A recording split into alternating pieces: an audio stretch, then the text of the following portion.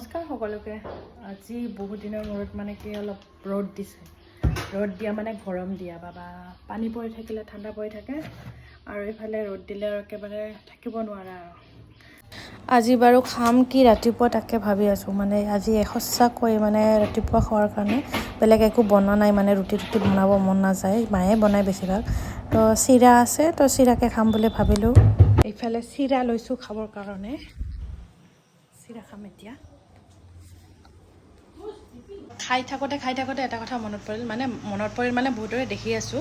যিহেতু আজি হাত ভাঙিব, মানে আমি চুৱা ভঙা বুলি কওঁ। আজি যিহেতু ৰাতিবেলা চাগে ভাঙিব আৰু আমি মানে ভাঙাৰ পিছত এতিয়া ৰাতিবেলাতো আমি কাপোৰ ধুব নাপাৰিম ন। তো আমি কালিহে মানে কাপোৰ চাপোৰ ধোৱা মানে চুৱাখিনি ফেলাম আৰু আজি বহুতকে দেখি আছোঁ মানে কিছুমানে কাপোৰ চাপোৰ ধুই আছে। মানে কেনেকুৱা কি নিয়ম নাজানো, কিন্তু আমি মানে যেতিয়া ভাঙাৰ পিছতহে মানে আমি কাপোৰ ধুওঁ। যিহেতু ৰাতি ধুব নোৱাৰিম, সেইকাৰণে আমি মানে অহাকালিৰ কাপোৰ চাপোৰ ধুই চুৱা পেলাই মানে পূজা চূজা কৰিম আৰু। তো আপোনালোকৰ ফালে কেনেকুৱা কি নিয়ম জনাবচোন।